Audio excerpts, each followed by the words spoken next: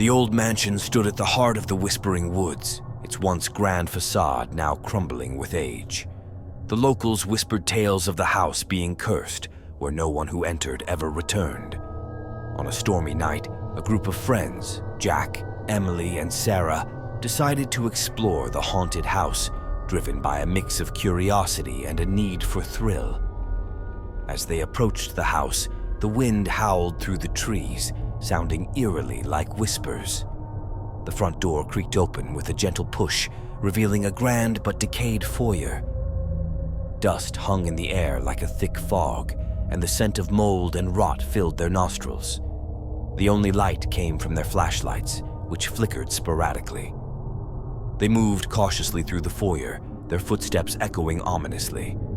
On the walls, old portraits of the house's former residents stared back at them, their eyes seeming to follow their every move.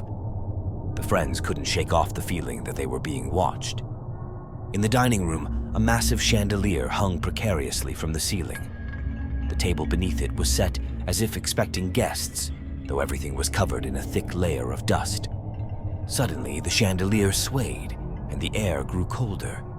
Sarah shivered and suggested they leave, but Jack insisted they continue. Upstairs, the atmosphere grew even more oppressive. They found a bedroom with an ancient four-poster bed. On the bed lay a diary, its leather cover cracked with age. Emily picked it up and began to read aloud. The diary belonged to a young girl named Eliza, who had lived there a century ago. Her entries started cheerful but grew darker, detailing strange noises and ghostly apparitions. As Emily read, a cold breeze swept through the room, slamming the door shut. Panic set in as they realized the door wouldn't budge. Jack tried to calm them down, but a soft, childlike giggle echoed around them. Emily dropped the diary, and they watched in horror as its pages turned on their own. The friends huddled together, their flashlights flickering more intensely. The room seemed to come alive with shadows. Sarah screamed as she saw a ghostly figure of a little girl standing by the window, her eyes empty voids. The figure raised a hand and pointed at the diary on the floor. With shaking hands, Jack picked up the diary and read the last entry. Eliza wrote about a hidden room in the basement, a place her parents had forbidden her to enter. It was said to be where the spirits of the damned were kept. Desperation overrode their fear as they decided to find this hidden room, hoping it might lead to their escape. Navigating the dark and decrepit house, they finally found a door leading to the basement. The air grew thick with the scent of decay. Each step they took down the creaky stairs felt like it could be their last. At the bottom, they found themselves in a labyrinth of stone corridors. Following Eliza's descriptions, they located a hidden door behind a stack of old barrels. The door was adorned with strange symbols, and it took all their strength to push it open. Inside was a chamber filled with old artifacts and a large, ominous mirror covered in a black cloth. Jack approached the mirror, his curiosity piqued. As he pulled the cloth away, the room's temperature dropped dramatically. Reflected in the mirror were not their own images, but a scene of grotesque horrors, twisted faces, tormented souls, and shadowy figures reaching out to them. Emily screamed as ghostly hands emerged from the mirror, trying to pull them in. They fought desperately, but the hands were relentless. Jack managed to knock over a lantern, and as it shattered, the flames caught on the dry wood, quickly spreading. The fire raged, filling the room with smoke. The spectral hands recoiled, giving them a chance to escape. They fled the basement, the fire following them like a living entity. The house groaned as if alive, protesting their intrusion. They burst out of the front door, gasping for air. Behind them, the house was engulfed in flames, the whispers now screams of agony. They ran until they reached the edge of the woods, collapsing in exhaustion. The house burned throughout the night, leaving only ashes by morning. In the days that followed, the friends were haunted by nightmares of the house and its spectral inhabitants. They vowed never to speak of their experience again. But the Whispering Woods never let go of its secrets, and those who ventured too close could still hear the cries of the damned echoing through the trees.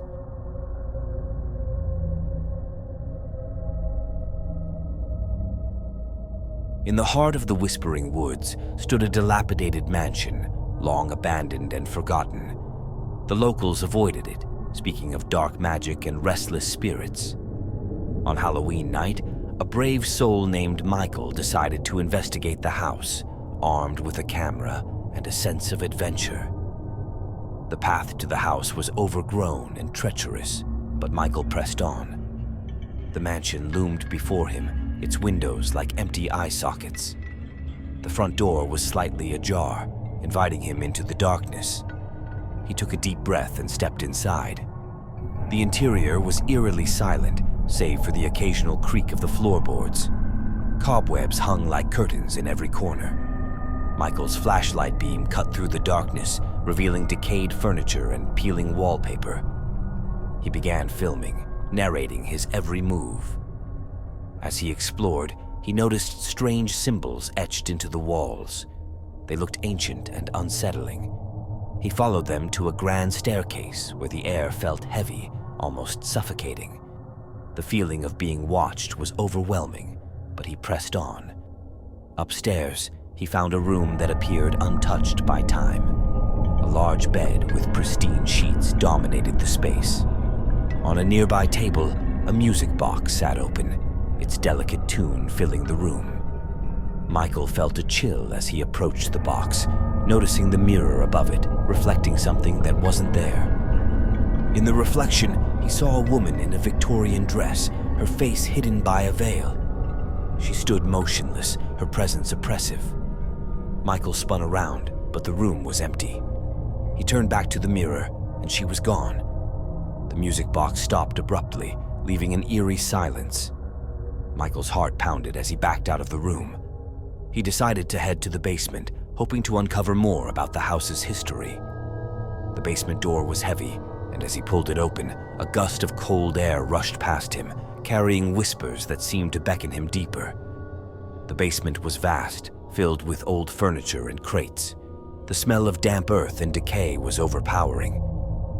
Michael's flashlight flickered, casting long shadows. He stumbled upon an old journal, its pages brittle with age. It belonged to a man named Edward, who had lived in the house over a century ago. Edward's journal detailed strange occurrences, disembodied voices, moving objects, and sightings of a veiled woman. His entries grew more frantic, describing how the spirits became more violent. The last entry was smeared with what looked like blood, ending abruptly mid-sentence. A loud crash echoed through the basement, making Michael jump. He shone his flashlight towards the noise, finding a toppled crate. As he approached, he heard the unmistakable sound of footsteps behind him. He turned quickly, but no one was there. Panic set in as the footsteps grew louder, circling him. The whispers intensified, filling his mind with terror. He felt an icy hand brush his shoulder, and he bolted towards the stairs. The basement seemed to stretch endlessly, the exit always just out of reach. Finally, he burst through the door, slamming it shut behind him. He leaned against it, trying to catch his breath. The house felt more menacing now, as if it was alive and angry. He decided to leave, but the front door wouldn't open. He was trapped. Desperation set in as he tried every window and door, but they were all sealed shut.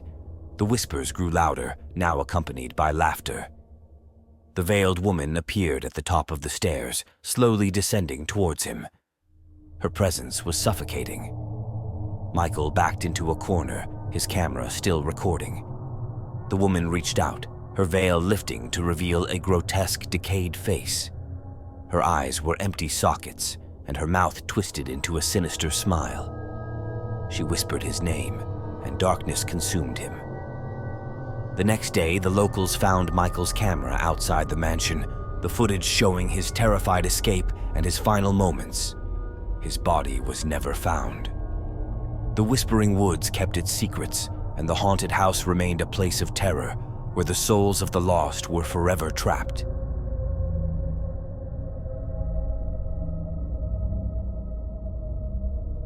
In the dense, eerie heart of the Whispering Woods stood an old mansion shrouded in mystery and fear.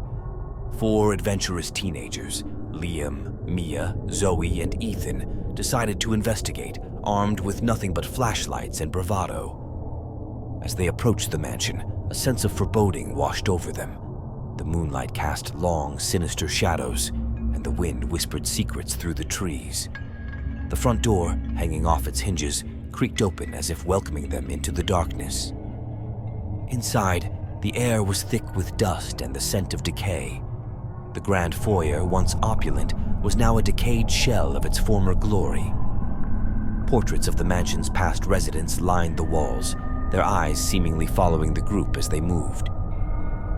Liam headed towards the library, where ancient books lined the shelves. He pulled out a dusty tome, revealing a hidden passage behind the bookcase. Intrigued, he stepped inside, discovering strange artifacts and a large mirror covered in a black cloth. Mia wandered into the dining room, where a long table was set with tarnished silverware and cobweb-covered dishes. A portrait of a stern-looking man hung at the head of the table. She felt a chill as the temperature dropped, and she could swear she saw the man's eyes move. Zoe explored the attic, a labyrinth of old trunks and forgotten memories. As she rummaged through the items, she found a small, ornate box. Opening it revealed a locket with a picture of a young girl. Zoe felt a connection to the girl, as if she was watching her. Ethan made his way to the basement, where the air was damp and cold. He found an old journal detailing the experiments of the mansion's original owner, Dr. Hargrove. The entries spoke of attempts to communicate with the dead and the horrors that ensued. Liam's mirror began to swirl with dark shadows, and ghostly hands reached out, trying to pull him in. He struggled, but the mirror's pull was strong. Just as he was about to be dragged into the mirror, he heard Mia's scream from downstairs. Mia's ghostly figure lunged at her, and she ran towards the foyer, screaming for the others. Zoe, clutching the glowing locket, and Ethan, pursued by Dr. Hargrove's ghost, converged in the foyer just as Liam burst from the hidden passage, terror etched on his face. "The mirror!" Liam gasped, remembering the malevolent energy it held. "We need to destroy the mirror!" They ran back to the hidden chamber, dodging the grasping hands of the spirits. The mirror pulsed ominously, the shadows within swirling faster. Ethan grabbed an old iron candlestick and with all his strength smashed it against the mirror. The glass shattered, releasing a wave of dark energy. The spirits screamed in unison, a sound of pure agony. The house trembled, cracks spreading through the walls and ceiling. The light from the locket intensified, creating a protective barrier around them. One by one, the ghosts began to dissipate, their forms disintegrating into the air. The house let out a final pained groan, and then silence. The oppressive atmosphere lifted, replaced by an eerie calm. The front door creaked open, revealing the moonlit forest outside. The friends, battered and exhausted, stumbled out into the cool night air. They turned back to look at the mansion, now just a shadow of its former self. The once malevolent aura was gone, replaced by an air of desolation. As they walked away, they felt the weight of what they had experienced. The whispering woods seemed quieter, the whispers now just the rustling of leaves. They made a silent pact to never speak of the night again, knowing that some secrets were best left buried. In the days that followed, they struggled to return to normal life. Nightmares plagued their sleep, and shadows seemed to linger at the edges of their vision. The locket, now dark and silent, was buried deep in Zoe's drawer, a reminder of the horrors they had faced.